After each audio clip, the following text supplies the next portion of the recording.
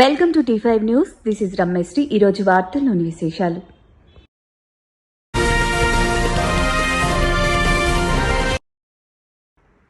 కమలాపూర్ మండల కేంద్రంలో ఉన్నటువంటి డబుల్ బెడ్రూమ్ల వద్ద సిపిఐ నాయకులు ధర్నా నిర్వహించి పొయ్యి ఏర్పాటు చేసుకుని బంటలు చేసి తమ నిరసన తెలిపారు.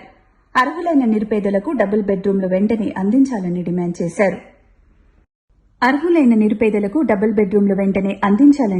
చేశారు.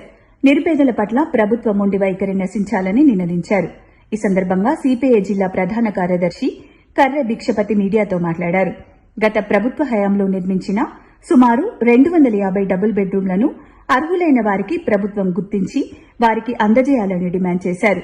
డబుల్ బెడ్రూమ్లను పేదలకు అందించకపోవడం వలన అక్కడ అసాంఘిక కార్యకలాపాలు చోటు చేసుకుంటున్నాయని ఆరోపించారు. కాంగ్రెస్ ప్రభుత్వం స్పందించి డబుల్ బెడ్రూమ్ల పంపిణీ చేపట్టాలని కోరారు.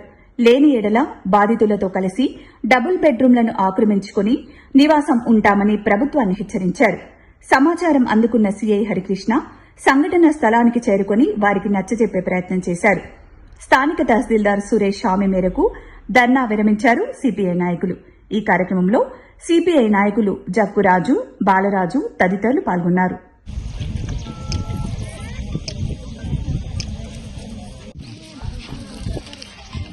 తెలంగాణ రాష్ట్ర సాధనకు ముందు ఇళ్ల స్థలాలు కావాలని పేదలు కటు పేదరికంలో జీవిస్తూ ఉంటే, ఇళ్ల స్థలాలు కొనలేని పరిస్థితిలో ఇబ్బందులు పడతా ఉంటే అప్పటికే గుర్తించినటువంటి సిపిఐ ఈ ప్రాంతంలో ఉమ్మడి జిల్లా కరీంనగర్లో అనేక ఆందోళన కార్యక్రమం చేయడం జరిగింది.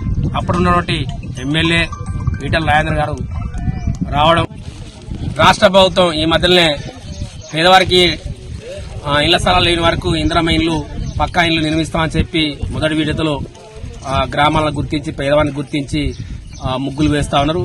వాటిని ఈ గ్రామంతో పాటు ఈ 3 గ్రామాల్లో నిర్మించినటువంటి డబుల్ బెడ్రూమ్ ఫస్ట్ ప్రియారిటీ ఇవ్వండి. తర్వాత వారికి కట్టేందుకు వరకు కూడా మేము వ్యతిరేకం కాదు, తప్పకుండా ఈ ఆలోచన చేయండి. లేని పక్షంలో మేమే ఈ ఇళ్లను అర్హులైన వారి పేదవారిని గుర్తించి మేమే పంచుతాం. లేని పక్షంలో అనేక ఉద్యమాలు తీవ్రతరం చేస్తాం, ప్రజలను చైతన్యం తీసుకొస్తాం, ప్రభుత్వం పైన ఒత్తిడి తెస్తాం. తప్పకుండా ఈ అధికారులు ఆలోచించి తప్పకుండా పేదవారికి డబుల్ బెడ్రూమ్ సంబంధించిన వాటిని పరిష్కారం చేయాలని మేము సిపిఐగా డిమాండ్ చేస్తాం.